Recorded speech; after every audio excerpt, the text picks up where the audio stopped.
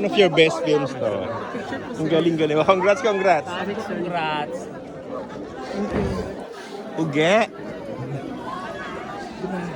Uge. Direk. Direk, congrats. Uge, wala kang kalaban. Ikaw na talaga. Sure na yung best of 40.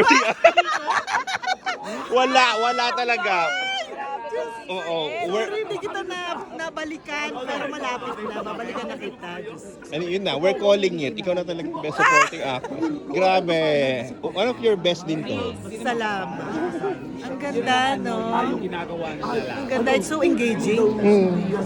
Parang more or less 2 hours siya. Hindi natin napansin. Nahaba.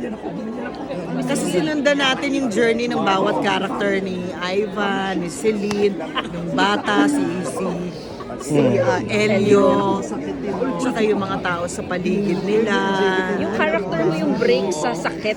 Oo, yung sakit eh. Iyak tawa talaga. Character mo in that sense. And also, may konting bagong information. Actually, yun namin natutunan. Oo. Di ba? Tapos mapapaisip ka, papakasal pa ba? O ano? Di ba? Tapos yung NT. Pasabo. Yun ang hindi natin kailangan. Sabihin. Pasabo. Parehas na may enjoy. Galing. Oh my God. And also Solen, we missed Solen, di ba? Yes, ang galing. Si Papa Danilo, anong reaction? Tawa siya ng tawa, tapos naiyak siya sa bata. He really cried with the scene of the sun. Kasi syempre, ang raw ng bata. Tapos naalala mo yung presko na. Yo, totoo kasi.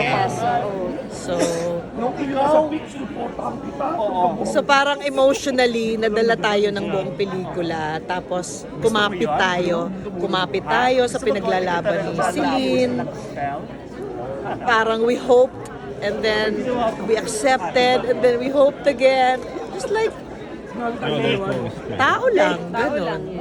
Tao lang, kalma lang. Si Direk Jeff kasi kalma lang.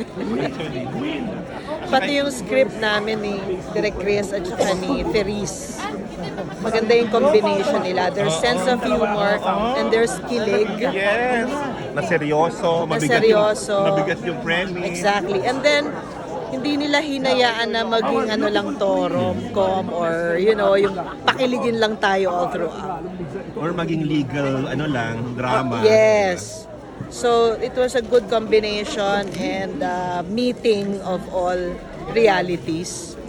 So, parang para sa akin, it's refreshing to have a theme like this ngayong Pasko na sana pasukin tayo ng mga tao.